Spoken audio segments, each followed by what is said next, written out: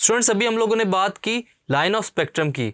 अब हम लोग एक एक्सपेरिमेंट से इसको प्रॉपरली प्रूव करेंगे कि कैसे हम लोग लाइन ऑफ स्पेक्ट्रम को ऑब्जर्व कर सकते हैं स्क्रीन के ऊपर, और वो कौन सी सीरीज में फॉल करती है। आइए देखते हैं। हम लोग बात करेंगे स्पेक्ट्रम ऑफ हाइड्रोजन एटम की, और इस केस में हमारे पास जो गैस यूज की जा रही है स्टूडेंट्स वो हाइड्रोजन गैस है। When hydrogen gas is placed in a discharge tube and discharge is caused in it by means of high voltage across the tube. जैसे ही हम लोग हाइड्रोजन गैस को प्लेस करते हैं डिस्चार्ज ट्यूब के अंदर स्टूडेंट्स, तो क्या होता है, ठीक, by means of high voltage की वजह से जो ट्यूब के अक्रॉस है वो पोटेंशियल डिफरेंस जनरेट होता है। अब जो गैस है पोटेंशियल डिफरेंस की वजह से क्या हो जाती है, ल्यूमिनस हो जाती है, यानी कि उसके अंदर से लाइट निकलना शुरू हो जाती है, और उसमें से जो कलर निकलता है स्टूडेंट्स वो ब्लूइश रेड लाइट की फॉर्म में होता है।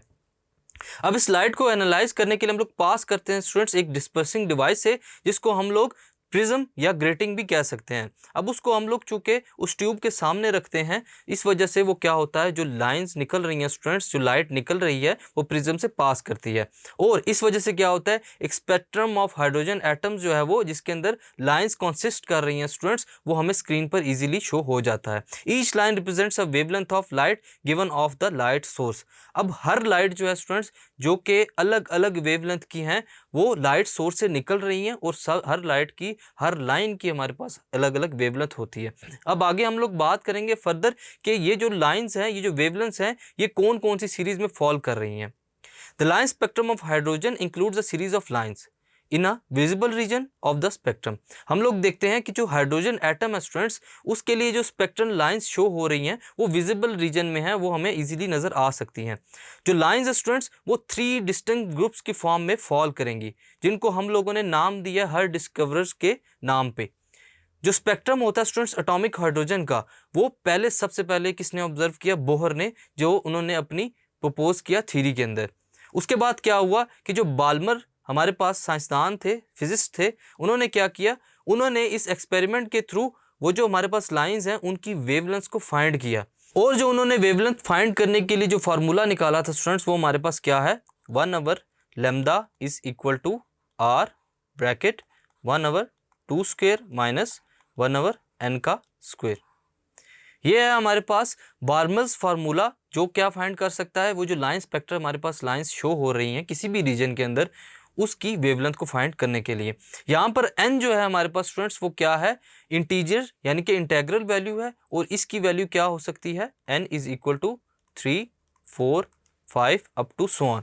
ये किसके लिए, बार्मर सीरीज के लिए। और r हमारे पास क्या है स्टूडेंट्स, r को हम लोग कहते हैं रेडबर्ग कांस्टेंट, जिसकी हमारे पास स्टूडेंट्स एक स्पेसिफिक वैल्यू होती है। अगर हमारे पास जो वेवलेंथ है वो मीटर्स के अंदर हो, तो वो वैल्यू क्या होती है हमारे पास, r is equal to 1.0973732 multiply by 10⁻⁷ पर मीटर। ये हमारे पास r रेडबर्ग कांस्टेंट की वैल्यू है। Balmer predicted that other series of line might exist outside the visible reason.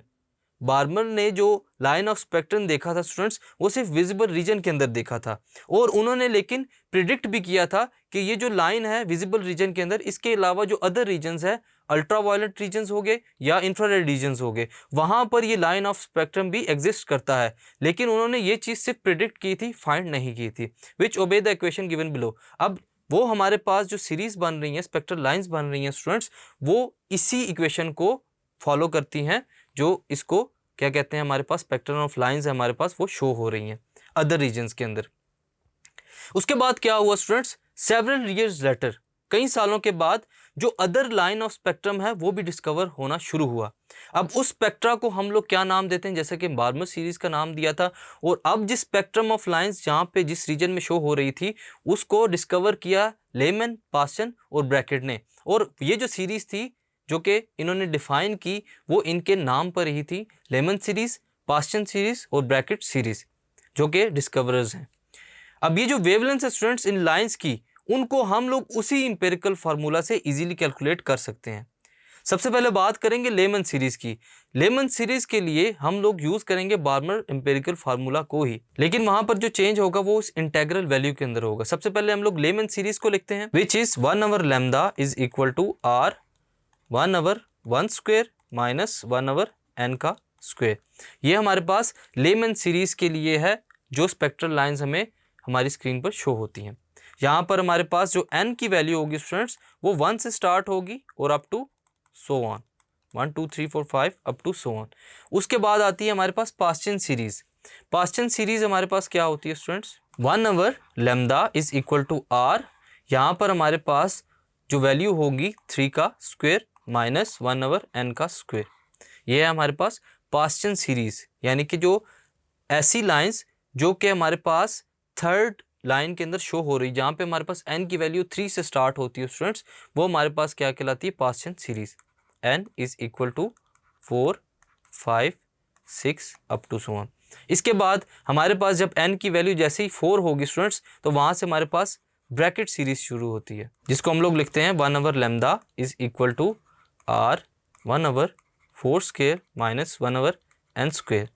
यहाँ पर n की जो वैल्यू होगी स्टूडेंट्स हमारे पास क्या होगी, 5 6 7 अप टू सो ऑन। अभी जितने भी फार्मूलाज हम लोगों ने लिखे हैं स्टूडेंट्स, जितनी भी सीरीज हम लोगों ने लिखे हैं, उनका एक फॉर्मुलेटेड वैल्यू से, एक फॉर्मुलेटेड जो हमारे पास जनरल मैथमेटिकल फार्मूला है, उससे हम लोग इसको लिख सकते हैं तमाम सीरीज़ को। 1 over lambda n is equal to R 1 over P square. P square की जगह हमारे पास जितनी भी सीरीज़ आ रही हैं, हमारे पास जितनी भी लाइन ऑफ स्पेक्ट्रम्स आ रहे हैं स्टूडेंट्स, वो जिस सीरीज़ में भी लाई कर रहे हैं, यहाँ पे हम लोग उस वैल्यू को लिख सकते हैं, minus 1 over n square up to so on. यहाँ पर p की वैल्यू हमारे पास 1 2 3 अप टू सो ऑन कोई भी वैल्यू हो सकती है, या फिर हम लोग लिख सकते हैं n की जगह p + 1 p + 2 p + 3। n की जो वैल्यूज़ होंगी उसमें हमेशा एक ऐड होगा। अब हमारे पास जो बार्मर सीरीज़ है विजिबल रीजन के अंदर, वो हमें सबसे पहले नज़र आती है। जो पास्टन और ब्रैकेट सीरीज़ है स्टूडेंट्स, वो इंफ्रारेड रीजन के अंदर, और लेमन सीरीज़ के अंदर जो है हमें ये नज़र आती हैं अल्ट्रावायलेट रीजन के अंदर। जैसा कि बार्मर ने प्रिडिक्ट किया था कि जिस तरह हाइड्रोजन का जो स्पेक्ट्रम शो हो रहा है विजिबल रीजन के अंदर, इसी तरह जो बाकी स्पेक्ट्रल लाइंस हैं उनका भी जो हमारे पास स्पेक्ट्रम शो हो सकता है। लेकिन उसको किसने शो करवाया, किसने प्रूव करवाया, लेमन और पास्टन ब्रैकेट ने।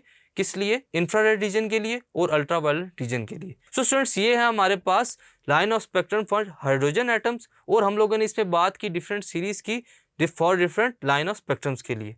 Thank you.